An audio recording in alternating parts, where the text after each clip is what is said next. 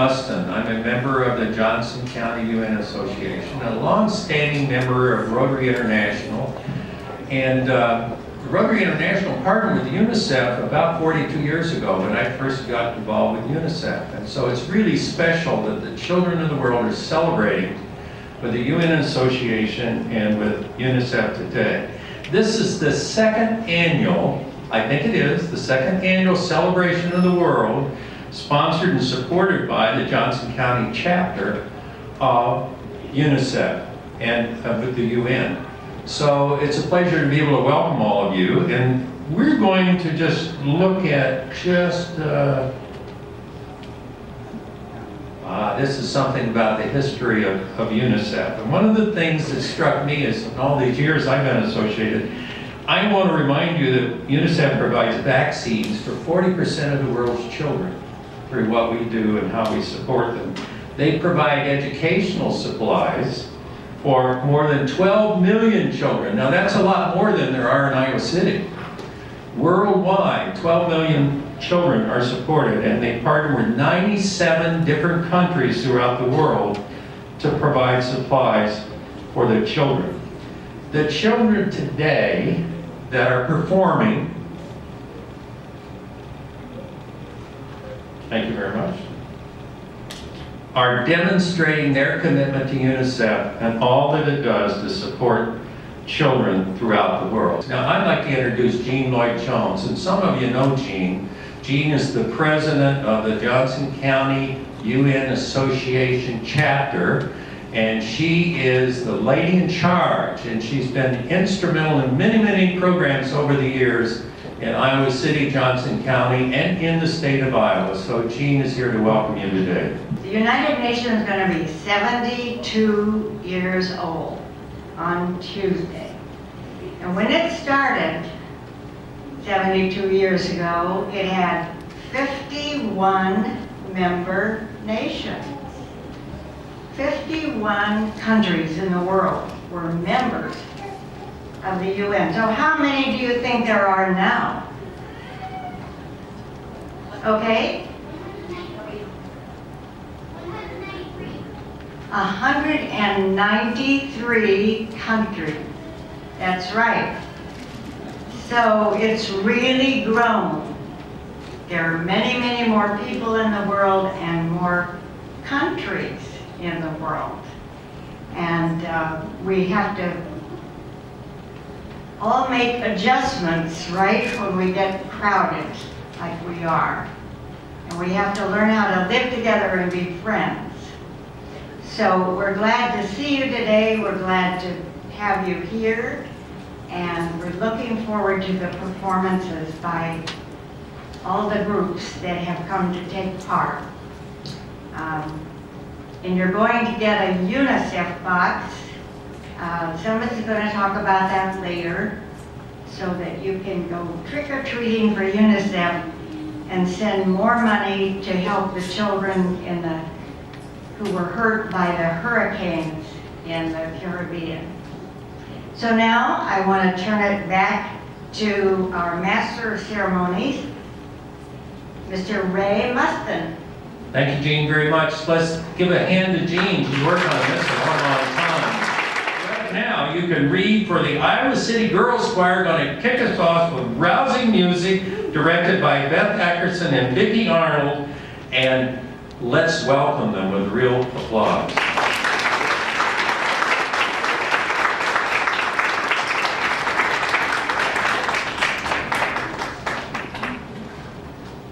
I'm just going to very unprofessionally hold my music, but they don't care because they're so professional that they're going to sing and you're going to be amazed. Thank you very much.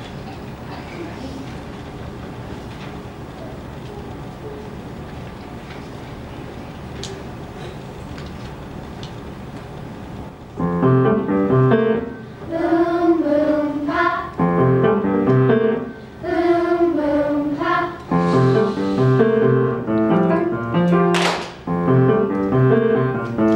To la presión a la sequía, to la presión a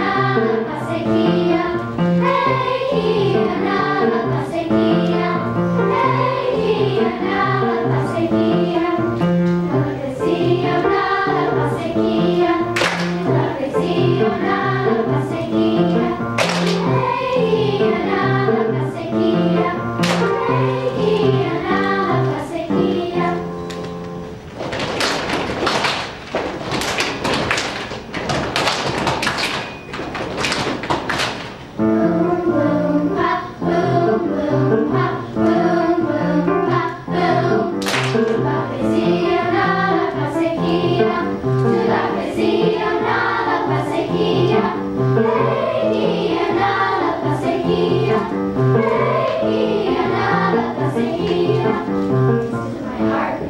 my heart. Shh. Even here I am at home. Be still my heart, be still my heart. Shh. Even here I am at home. Tu la poesia nada pasequia. Tu la poesia nada pasequia. Hey, nada pasequia. Hey, nada pasequia.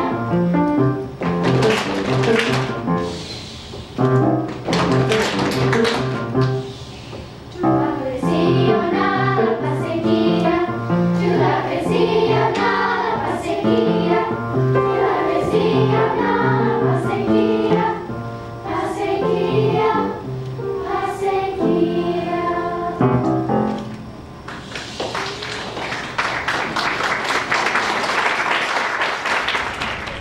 A poem about peace from a young man, Latif Bedros.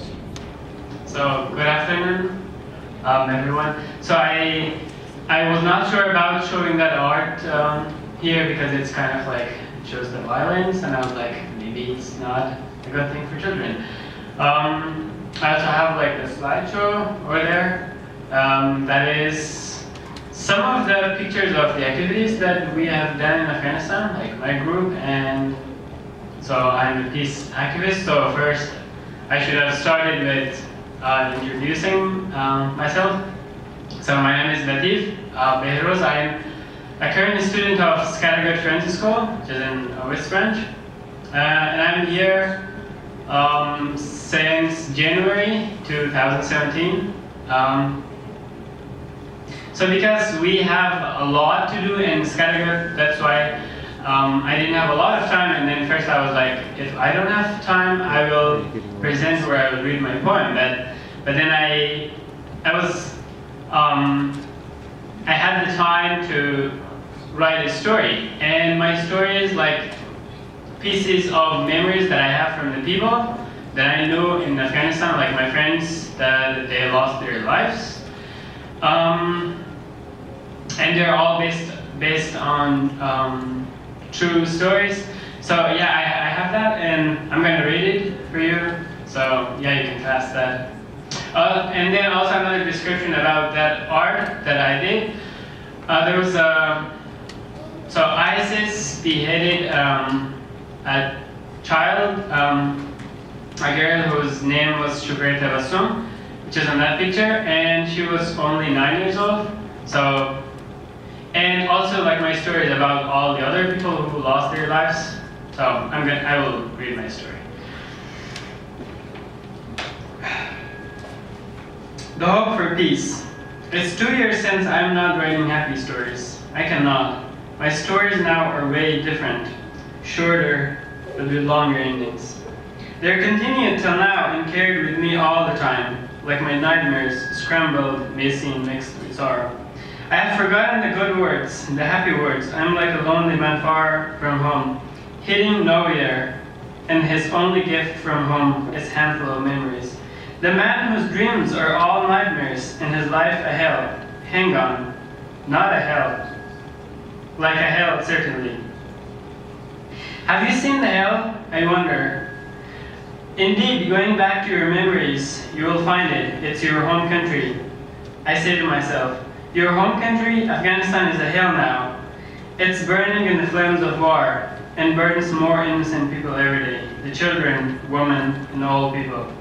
My mind becomes a memory. I become a memory. I scream the words. When I cannot view those memories, I pen them, draw them, and fight with them. I fight those memories with my mind. You have done it so many times. You have tried to forget. You have tried to avoid them. I mentioned to myself, but would it be possible? Would it ever be possible? Those dreadful memories are part of your life now. Your past, all are parts of your life. Can't run away from them. I mentioned to myself again. I remember some years ago, the days that life was good in Kabul. I was dreaming about a bright future, the good moments, the happy moments, the moments when I was imagining the happy future that now I mentioned to myself. Even your stories are full of sorrow, and now it's you and the memories of those days, the memories of the people who are gone now. It's years. For some, just a year or less passed. It's still hard to believe, but I have accepted all of them now. I have accepted that people mourn for Mariam, and I only wept and couldn't talk to people for the entire 2 days because of that. It was hard to believe, and still it is. For the entire 2 days, I was questioning myself and making sure it was true. But it was in the days. She was gone, joined the land of death. The cruel people killed her. She only wanted peace. When walking around the city, sometimes I was seeing the sentences. We want peace here and there. Mariam was part of the group who did those arts and walls. They took her away from her family. When I was a child, I heard that bombings and suicide take people's life, but they were only words and didn't mean anything to me. I didn't know that they will take my friends, they will take my happiness and my peace and safety one day. They were happening all in far provinces and far from me, my family and friends. Now the word bombing and suicide are the triggers that bring me pain and misery. Whenever I hear it, I feel a vibration in my body. Whenever I log in my Facebook, I pray to God not to see bad news again. Tired of it and scared. Scared that more bombings will happen. Scared that it will take more people from me. You have resigned yourself to your nightmares. Accepted your dreams. Accepted them, but can't accept more loss. I think to myself. I have asked the question from myself so many times. Will these sad days come to an end one day?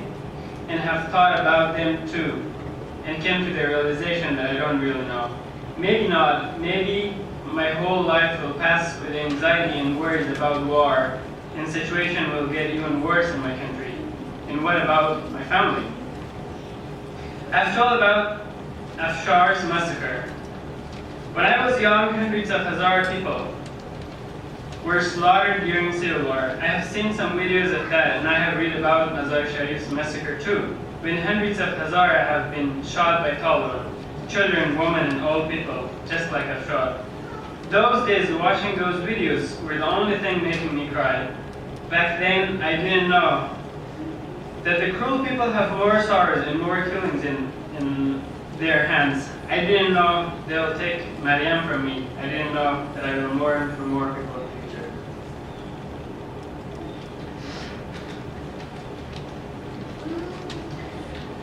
I feel a pain in my heart anytime I remember the people who died in bombings, people that I knew. I cry and ask myself again and again, why? I have asked this question 1,000 times, and truly, I don't come to an answer. This time I remember Sharif's smiley face, his lovely personality. He had fascinated all with his charming smiles, and the students of the school were talking about his hard work. Anytime I saw him, I felt an exceptional respect. I talked to myself again. Weeks later, after you talked to him for the last time, and after that even, when you took a bus home from school, you saw his picture printed in a gigantic board on the side of the street, the list of the victims. Smiling at you again, the same smile. I talked to myself even louder. It didn't make you happy this time, but instead, you just cried for him. His smile face never faded away from my memories. It reminds me of that bombing day. I talked to myself. You're about to forget what happened to yourself, I continue. It wasn't the day for you to die. I have always avoided to remember that day. The dark day in which tens of people didn't go back home. Their bloody bodies and slaughtered bodies of them that were carried home. They had gone to street to protest against injustice. They wanted peace too. I think that day, I think with myself, you, your brothers, and your friends have just escaped from it. That day was the worst moment in my life. I have wished thousands of times, and I still wish I didn't go there, but the wishes, there will remain wishes forever. That day I have felt the most fear in my life. It wasn't because of my own possible death, but the fear that the other brother of mine, who wasn't with us, might have been killed. The moment which is like a fast-moving video in my mind filled with blood, extraordinary sounds, screaming, running of groups of people in different directions. My brother and my friend's face. The shootings, the explosions, the injured people just running. The dead bodies who were alive some minutes ago, and the wide open eyes of the people who laid on the ground dead. This one is hard to forget. It often comes to my nightmares. That moment seemed the longest moment of waiting in my life. I remember when we were running away and finding our way to alleys with my brother and with one friend of mine. I threw away the flag, my markers that I used to paint the word justice and peace on people's hands and face. While running, I totally forgot my phone in my pocket, but instead I took my friend's phone from him and dialed the other brother of mine's phone number. The running, the rush, and the shooting made me nervous that I had dialed only half of his phone number. I dialed again. I was begging to God and saying, no, please, no. God was a little kind with me that day. After the long rings, I finally heard his voice. I realized he was okay and not even injured from the tone of his voice. He asked me where we were, and I asked him where he was. My brother had already been far from the protest place. He has gone to bring more people to join us for the night. People had their tents ready to stay for the night there. I thanked God that day because I had my brothers alive, but I didn't know that we will lose more people and hear about more people's dying. Sharif was among the protesters whose mom had been farewelled him for the last time that day when he had hated the protest, and later they received his dead body.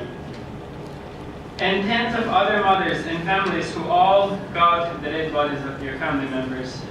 Those families are not happy anymore. They have that sigh in them, and thousands of memories of their lost ones. That day my mom, my father, and other siblings called us several times until we get home. I saw all of them weeping and crying. My aunt and cousin came from a visit from Pakistan. If it wasn't the same day, I would be so happy. But I and my brother went to bed without eating dinner. Slept the night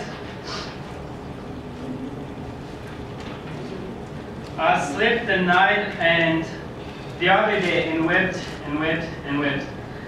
I asked God so many times the question, why? After that day, one of my cousins told me I had been changed a lot. She was right. That day was the start of my change. Changes in my goals, wishes, and expectations, and even my dreams. After that day, I'm running away from those memories. I'm still running away from them, and from more bad news about Kabul. But I say to myself, is it in your hand? Can you control it? My story doesn't come to an end here. It seems like life is way crueler. It has always given me pieces of dreadful memories. Weeks after that day, we had a gathering in our school in respect of the victims of that incident. I listened to a girl talking about her two brothers. She wasn't weeping anymore. I was looking at her face and at her bravery from my tearful eyes. She was talking about how will she and her family continue life without about her brothers. She was saying she hasn't believed they're dead yet, and saying she has missed both of them. At that moment, the audience in the salon were all crying, and it seemed like a mourning ceremony. I cried again and begged God again not to take people away from their families. I begged God that these mournings should be the last, and that bombing should be the last too. But it seemed like it wasn't. After that day, I continued my stories again. I wrote more about Quraishi's death. Another person I knew was killed in the other bombing. It followed by ISIS beheading the 9-year-old Hazara girl named Shukriya Tabassum, the one that you have the drawing. And the people with her, including the young boy 11, were 12 too. I lost my hope and I stopped begging God. The Akaulan massacre happened. Another bombing that killed more people. Another one again. Then my brother was so close to that again. I started accepting life this way and continued my story. A girl in our neighborhood who didn't die in a bombing in a bank but lost some of her co-workers.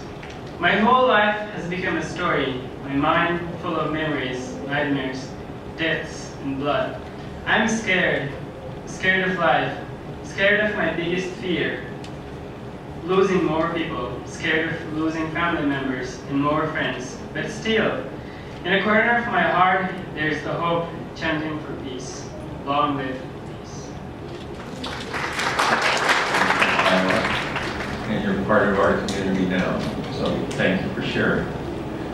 At this time, we're going to do a little switcheroo. We're going to have Jack Tran, who's from Vietnam. He's here for the second year in a row. He's from Helen Lindy Elementary School.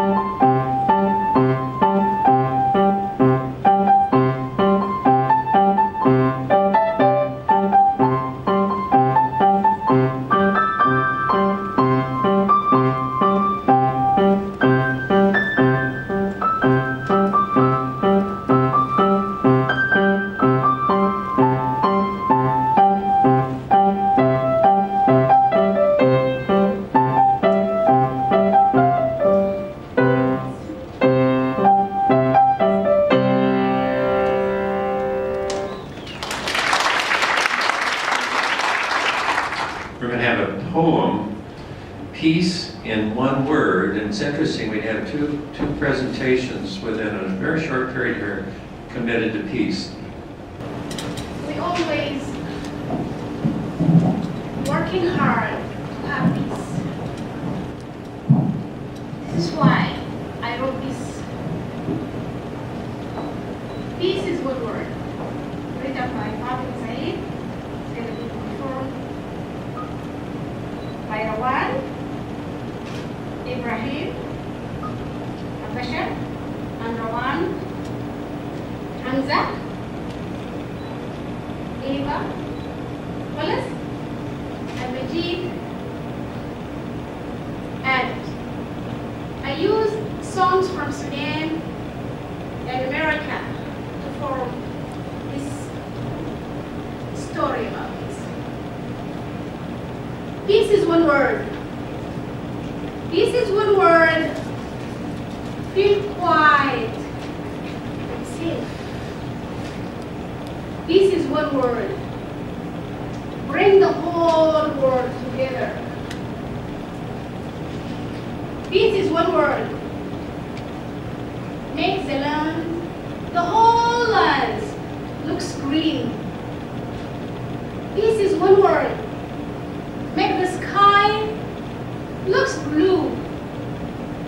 Peace is one word. And salam is one word.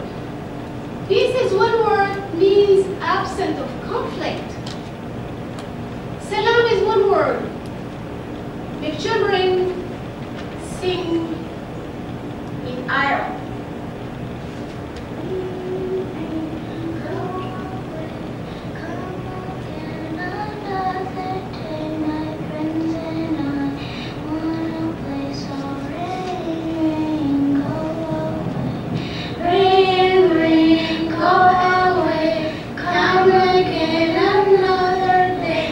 Friends and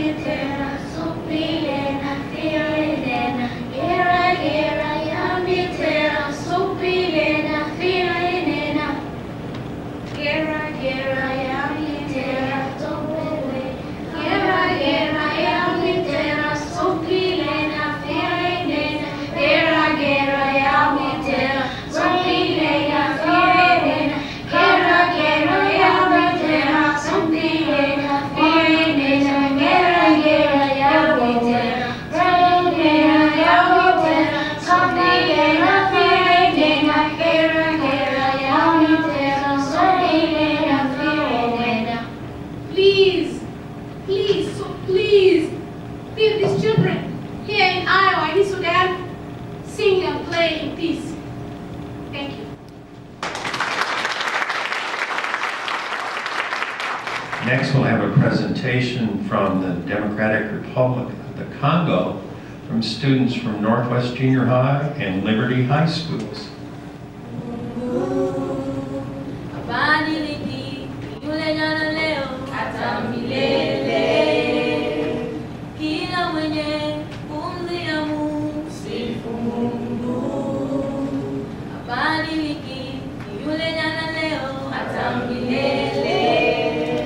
Wandugu mkuje tumsifu Bwana Mungu wetu. Matendo yake ni ya ajabu. Wamama mkuje tumsifu Bwana Mungu wetu. Rehema zake ni za milele. Mola wangu wewe uko mwema, hakuna Mungu mwingine kama wewe. Kwa ulinzi uliotulinda Baba, kumaliza wiki sote tu wazima. Sikusema sisi tuko watu wema, kushinda wale waliofariki.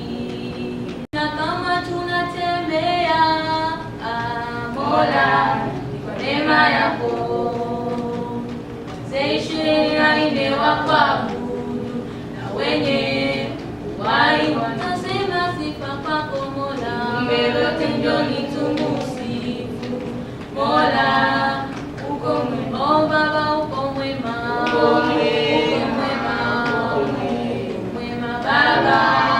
Uko mwema, oh Baba uko mwema, uko mwema, mwema Baba. Uko mwema, oh Baba uko mwema, uko mwema, mwema Baba. Uko mwema.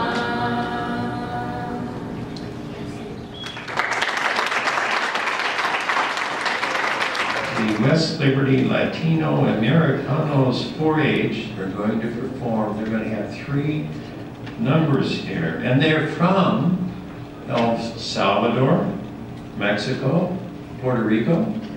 I'm just going to interpret. My name is Lupita Saucedo. We are from West Liberty. I'm Mexican American. The students that we have are from El Salvador, Puerto Rico, and Mexico. Today you'll hear what is the Aztec language of Nahua.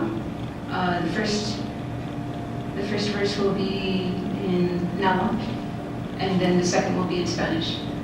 The selection that you'll hear right now is from El Salvador. It is a self-composed piece of work of my student, Miguel Reyes. Thank you.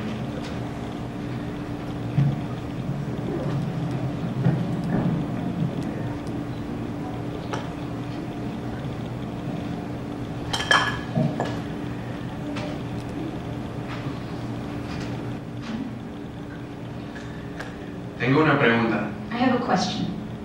Para cada uno de ustedes, ¿quiénes son los latinos? For each one of you, who are the Latinos? ¿Qué hace característico a un latino? What is the characteristics of a Latino? ¿En qué se nota? And what is it that he's noted? ¿Qué nos define? What is it that defines us? ¿Qué nos distingue de las demás personas? What is it that distinguishes us from the other people? El fruto de nuestro esfuerzo es nuestra familia. The fruit of our strength is our family.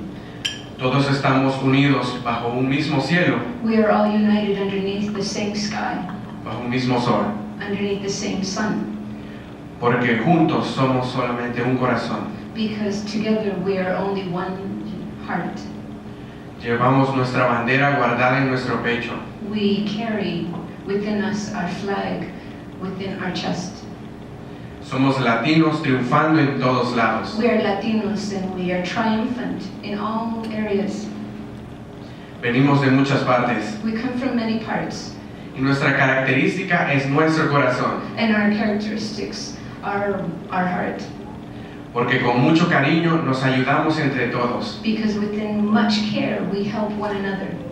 Y con mucho cariño te diremos, somos latinos. And with much pride and care we say we are Latinos. Y con mucho orgullo yo te diré, And with much pride I will say to you, soy salvadoreño. I am from El Salvador. Thank you. Thank you.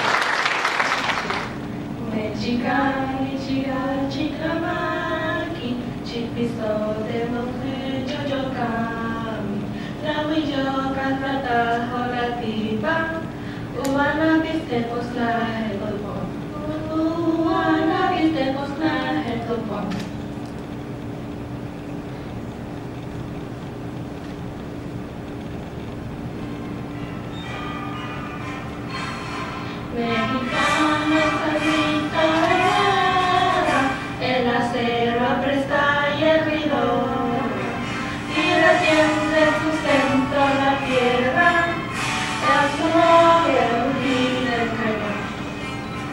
Y retiende su centro la tierra, al sonoro y el rugir del cañón.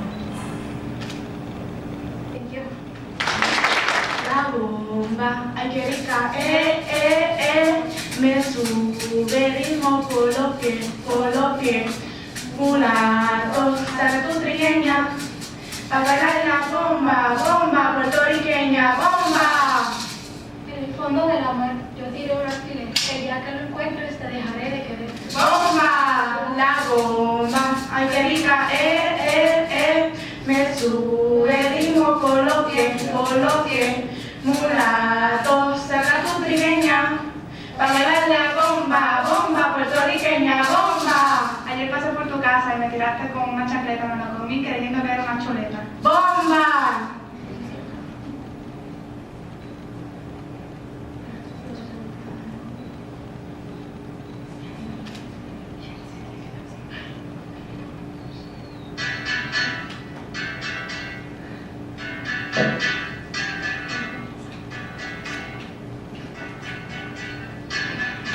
Sé lo que son los encantos de mi Borinquen hermosa, por eso la quiero yo tanto, por siempre la llamaré preciosa. Yo sé de sus hembras trigueñas, del olor de sus rosas, por eso a mi tierra riqueña, por siempre la llamaré preciosa.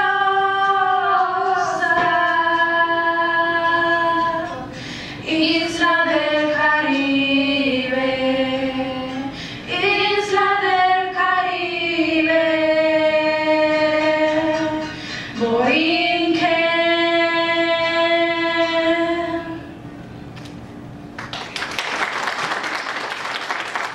Welcome the children from Sudan. Think about the generations and say we want to make it a better world for our children and our children's children so that they know it's a better world for them. And they know that they can make it a better world. And they know they can make it a better world. And they know that they can make it a better world. And they know that you can make it a better world. And they know that you can make it a better world.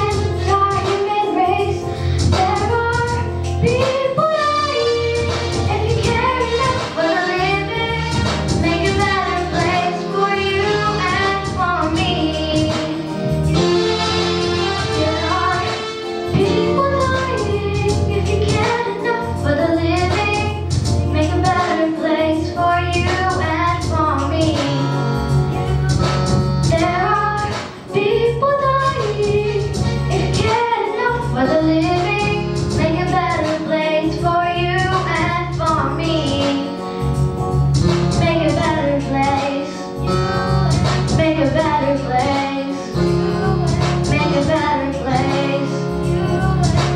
Heal the world we live in. Save it for our children. Heal the world we live in. Save it for our children. Heal the world we live in. Save it for our children. Heal the world we live in. Save it for our children. Heal the world we live in. Save it for our children. Heal the world we live in. Save it for our children.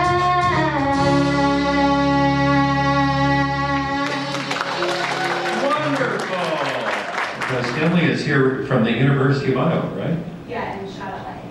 And she has a special message for you from their organization, also from Hi, UNICEF. my name is Emily Gibson, and I'm the United Nations Foundation Shot at Life Champion Leader for Iowa and Nebraska. Shot at Life is a campaign at the United Nations Foundation that aims to advocate and fundraise for global vaccine programs. Shot at Life believes that no child should be dying from a vaccine-preventable illness, and a lot of the work we do with Shot at Life supports UNICEF directly, which is kind of why I'm here today.